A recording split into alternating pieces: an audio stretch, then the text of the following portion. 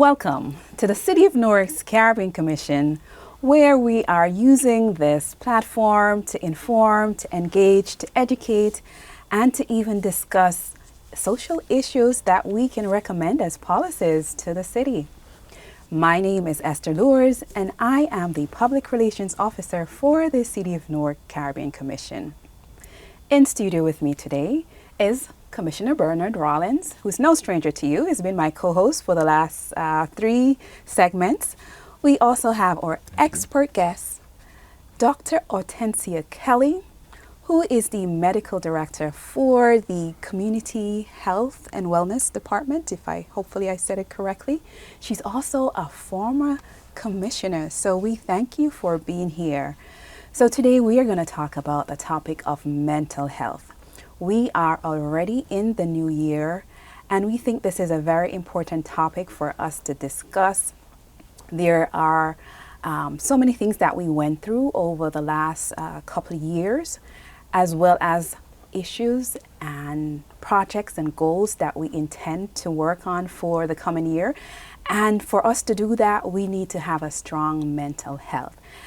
As an individual who grew up in the Caribbean, I've seen the drastic parts of mental health. I've seen individuals who were, treated as outcasts because they had issues with their mind. And so as an adult living here in America, I've also experienced, issues with anxiety, issues with depression.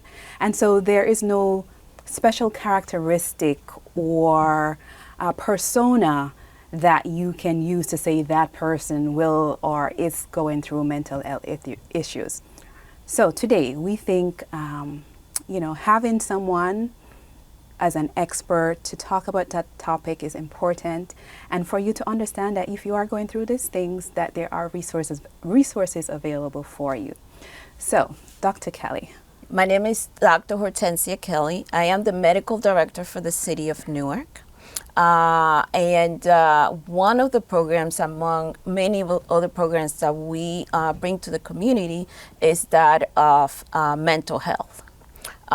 We have and we work with providers that are certified to provide those services. And those services are services that, especially after COVID, have increased in an exponential amount in our cities. First of all, I would like to start by defining 2 major mental conditions. The first one is depression, and the second one is anxiety. And I think a lot of the times those 2 are interchanged. And even when they're manifested as a diagnosis, they could be linked together, but it's good to define the difference between what anxiety is and what depression is. So do you see, as the medical director, are there a prevalence of one versus the other as you work here in the city? It has been my experience, both personal and professional, that anxiety seems to be a little more prevalent than depression itself. A lot of the times anxiety leads to depression, and a lot of the times depression leads to anxiety. But many studies have been performed where the number of anxiety episodes far outweigh the number of depressive episodes. And that may have to do, again, with what you were saying. Culturally, do we assume that I'm feeling sad for the past 1 year? That's normal. Or part of our religion, you are depressed and you feel anxious, but it's okay. We don't have to talk about that. So there's certain taboos around a lot of mental issues that I think are, especially in our communities, may give rise to the number of untreated or undiagnosed anxiety and depression episodes. Well, let me ask you, Dr. Kelly. I attended New Jersey Institute of Technology, where students who have experienced depression, and it was silent, we had a place called the Stop-In Center that dealt with depression for students who, for some reason or the other, they miss home, they got immigration problems, they can't get employment, and next thing you know, you don't see them, but we had to carry them. The Stop-In Center, I worked in the Stop-In Center as a student to deal with depression. That was the first time I really depression was being brought to my attention, and we had to serve because no Caribbean student don't want to come into the Stop-In Center if they don't see somebody like themselves there in the Stop-In Center. So in the Stop-In Center, you had students from various nationalities. The depression, what can depression lead to if it's not being treated? Or how does depression come upon a person? And how is it being treated? I mean, we're living here now. I mean, I know people who will say, well, look, I'm just stopping in here to talk with someone. And I was there, and I could talk. I was able to talk with folks because I was part of the leadership of the Caribbean student CRIPSO, and I was able to talk to our students. So we had turns. We had to take turns to share and talk to immigrants, because not only Caribbean students but African students too, and students from all across the world.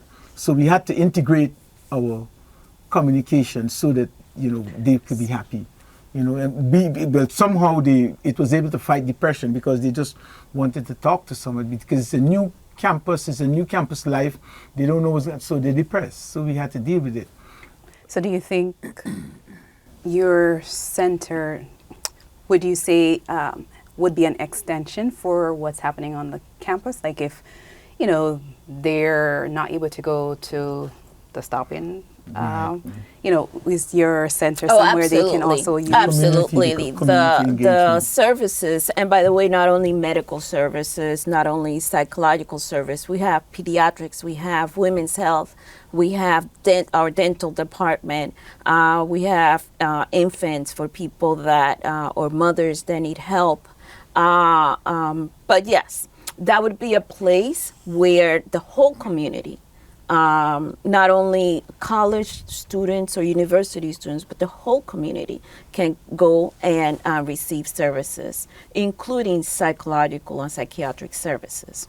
I would like to, our telephone number is 1-800-734-7083. That's 1-800-734-7083. And yes, so I've been asked now to speak a little bit in Spanish in regards to what our conversation has been about. So, yo soy la doctora Hortensia Kelly y trabajo como directora médica del Centro de Salud de la ciudad de Newark. Una de las cosas de esta conversación, el tema de esta conversación es las recursiones mentales o los problemas mentales que existen, especialmente después de la pandemia. Y yo les he explicado que la mayoría de esos problemas mentales se pueden caracterizar en orden de prioridad como depresión y ansiedad, y que es bueno siempre identificar la diferencia entre las dos y saber cuáles son algunos de los síntomas comunes y síntomas diferentes para poder entonces ir y buscar ayuda para esas condiciones. Can you just tell us a little bit of where you're from and how does that make you, Dr. Kelly, the person that you are, to be, the medical director that's leading such amazing work for the city of Newark, where health is concerned? That's a very important topic. If we don't have a healthy mind, healthy body, there's nothing that we can do. All of our goals, all of our ambitions won't be achieved. And so, we think that's a very important thing. And I think, our background, and just you speaking in Spanish. I mean, I took Spanish in Jamaica in high school, but, your ability to communicate with our residents. So a little bit of my history. I was born and raised in Cuba. I came to the United States as an adolescent. I attended Barringer High School. I graduated from Rutgers University, and after that attended medical school in New York. In the interim, I was a Newark school teacher, and I enjoyed very much working with kids, really of all ages, and even in medicine. Part of medicine really is not. We're supposed to be learning from your patients, because your patients, believe it or not, they're the ones that teach you medicine, and also trying to help them with the little knowledge, really, that has been given to me by my teachers and by God. So yeah, that's a little bit of my history. I heard you said, were you a Newark school teacher? You were a Newark teacher? Yes, teaching I in the was Newark school system. Absolutely. So you're saying that you're wearing two hats now? I suppose that you can still teach. You can still go back. That's my passion, and I think that it's very difficult to do medicine without having the ability to teach. Part of making sure that your patients are compliant is not only making that connection, and that goes to mental health conditions, is making that connection so there's a trust that is built, and then that leads to compliance and to possibly improving those health outcomes. Taking action and seeing the results. Absolutely. So she's actually teaching right now, right? So was it the background, your background in medicine, you becoming a doctor, was it from Cuba? Was it because of coming up in Cuba, or because of your mother being, by the way, your mother was here, right? Yes. How the influence of becoming a doctor? Touch on that for us a little bit. So for my family, education has always been key. And yes, from a very young age, my family has kind of guided me to pursue higher levels of education. Medicine is something, believe it or not, before I went into medicine, I wanted to be an anthropologist. So my major in college was anthropology. I still love history, I still love anthropology, and I still love people. But medical anthropology, I took a class in medical anthropology that really defined what I wanted to pursue. So even though I had a notion that I wanted to go into medicine, it was not until I went into that that the decision to study medicine was made. Many obstacles have had to be overcome, and that goes back to our talking about depression and anxiety. So before we go on, I would like to define depression, and then I would like to define anxiety. So depression is just more than feeling down or feeling like I had a bad day today. Depression is when those feelings persist for 6 months to a year. So is it okay for someone that had a death on the family to feel depressed? Yes, that's okay, and that's normal. Right. It would be abnormal not to have those feelings. It said depression to say that someone for 2 weeks after having had a sexual abuse or physical or mental abuse to feel down. Yes, that's normal. When those feelings persist for more than 1 year or 6 months, that's when we start really thinking about there's something really that's not okay here. Our families are able sometimes to. Right. I was just going to ask. Our families are able sometimes to figure out that something is not okay, and that's where community, for those of us that are not around family all the time, that really stresses the importance of our community, what we should be doing for each other at many levels, including mental health. Now, let's talk about anxiety, and then you will understand why I think that those two things are so intermixed with each other. Can I interrupt? Sure. What we can do for each other. Mm-hmm. It's a big statement. We live in this community. We live in this American society, and everybody just go, and forgetting what they're seeing right next door to them, or what they're seeing on the streets, or what they're seeing even in the school system. Because of that, many of our own folks have been left behind within the city just because of that state of depression. Well, this is what I would like to say. I would like to go ahead and finish defining anxiety. And then I would like to make a statement that a lot of people may agree or disagree when it comes to community and the importance of community. So the definition of anxiety is fear or worry that is totally out of proportion. I'm getting ready for example, I was getting ready for this interview. And yes, I was anxious, but it wasn't out of proportion. There's people, for example, that they have an exam and all of a sudden they can't breathe. They have panic attacks, they pass out. Those are things that are out of proportion. That is anxiety. Anxiety can mimic regular chronic medical conditions. If I'm out of breath, it could mimic asthma. If I'm having palpitations, which you could have with anxiety and depression, and that's what I was saying, that a lot of them are intermixed, you could have chest pains. Now, are you having a heart attack? Are you having an anxiety attack? Or is your depression just really getting really bad? Anxiety could, in children, where now anxiety is 1 in every 4 children now is experiencing some type of anxiety. Is that at a certain age range? Or? So 1 out of 4 adolescents and 1 out of 12 children between ages 4 and 12 are experiencing anxiety. Now, going back to the importance of community, Bernard.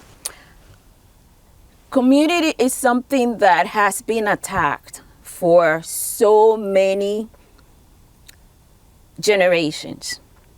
First, during the whole slavery trade, then during our establishment here, our communities were under attack. Even when we were building, we had the Oklahoma Wall Street. Those were communities that were being built up even after generations of slavery, and they were again destroyed. And that sequence of that, all those things that happened has really led us to where we are today. So we have our communities that are now beginning to understand the importance of, family, the importance of making sure that our children are receiving appropriate education, making sure that our healthcare industry and our healthcare system, especially in our inner cities, are appropriate, and that we are giving our people the right type of services. Are you trying to tell us there's some post-traumatic experience? You could say that. We're suffering from post-traumatic slavery syndrome. And that's something that we, number one, we have to become conscious of that.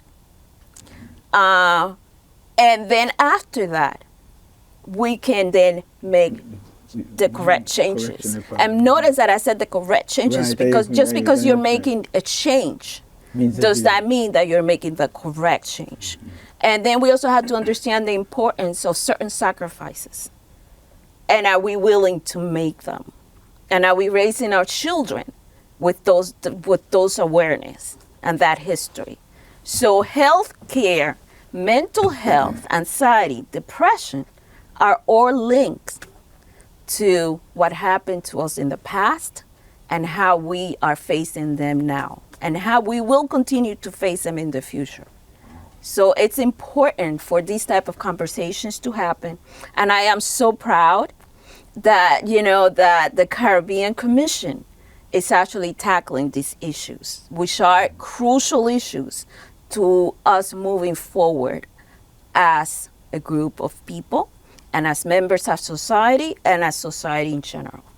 So what role do you think that inner being. So we talked about the external issues and the historical events that happened that, cause us to be in this place. What role do you think just that inner being of, individuals having limiting beliefs or just not feeling that they're capable of doing and, just feeling stuck sometimes? What role do you think that plays in our mental health? I think that plays a significant role, Esther, because unfortunately, our beliefs sometimes could become our prisons. And sometimes the things that we have learned in the past, if we don't have an open mind, can lead us in the wrong path. And again, the importance of education, the importance of community is stressed, because it's not only until we're united that we're going to be able to overcome a lot of those barriers. And they might be physical, but they could also, might as well, for the sake of this conversation, be mental, emotional, and spiritual barriers. So it's important for that sense of community really to be something that we prioritize and we consciously work on.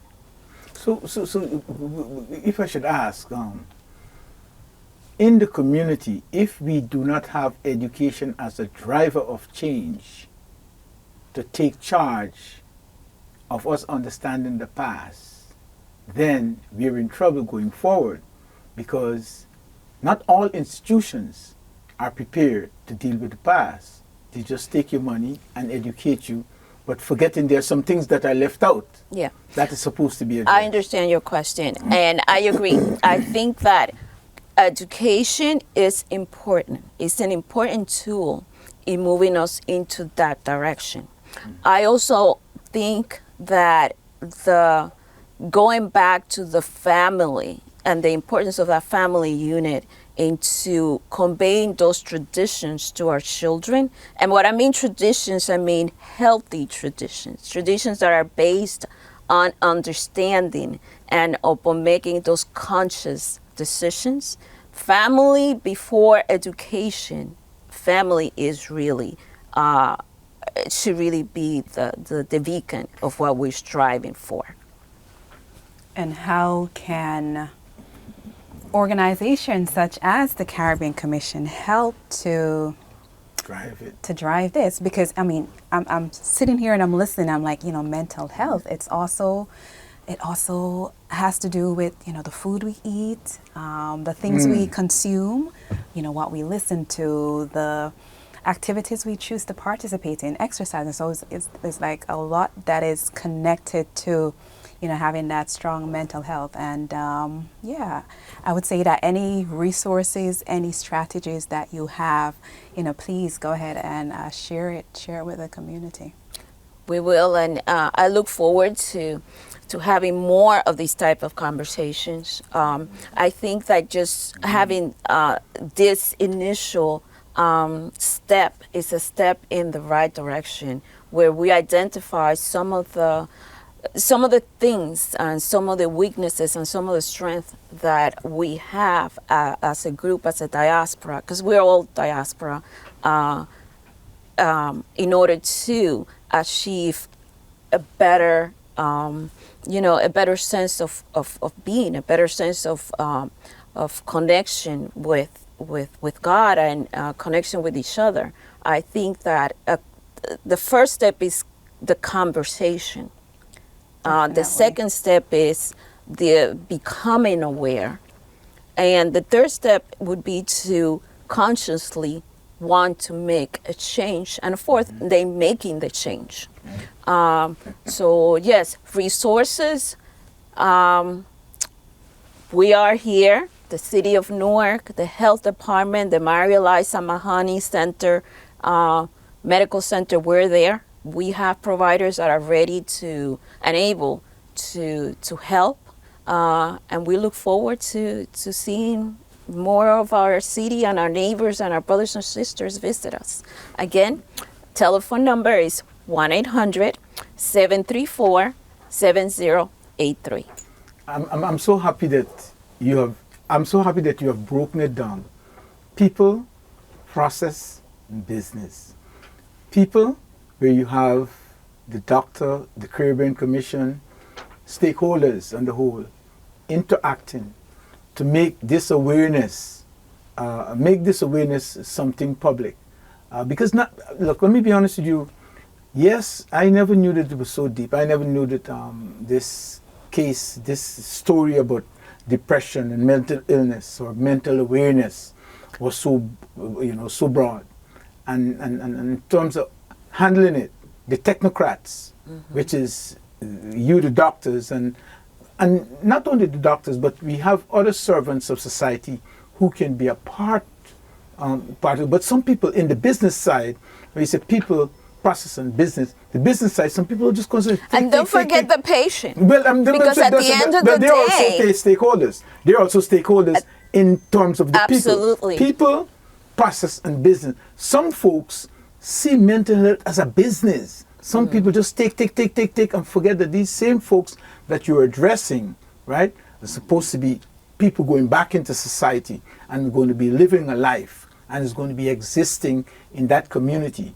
So, I want to say is that, this how you have divided it up, people, process, and business.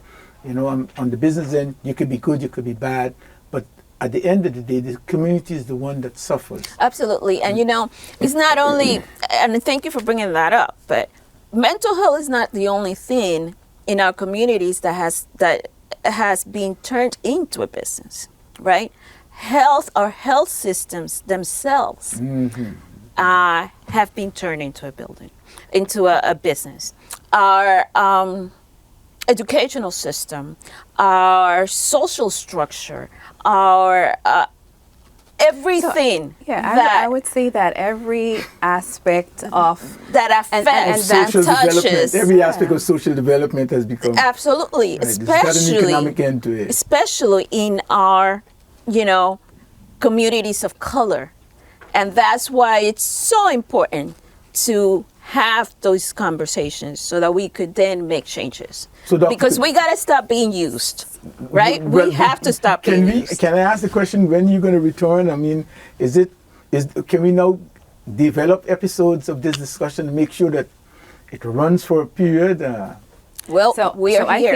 I think the Caribbean Commission is open and available for Dr. Kelly to return to discuss this and other topics that exist in our community that impacts our residents. And I would like to thank you for taking the time to be here with us today. Thank you, Commissioner Rollins, for being my co-host. As I said in the beginning, someone who has actually gone through, mental health challenges, losing loved ones, expectations not meeting where I see them and feeling in that place. We want to let you know that if you are having those feelings, reach out to the City of Newark Department of Community Health and Wellness. Reach out to the Office of International Relations and Diaspora Affairs.